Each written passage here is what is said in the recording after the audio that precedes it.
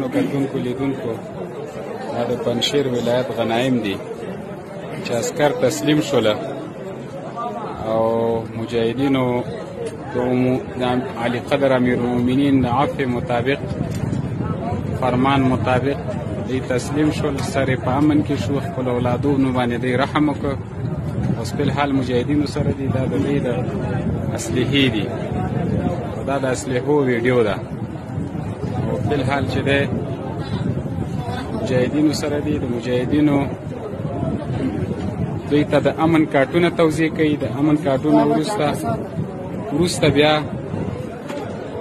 سفرې ورکول وروسته دوی خپلو کورونو ته لیږل کېږي او رخصت کېږي. دا د پنجشیر ولایت ننني غنایم دي.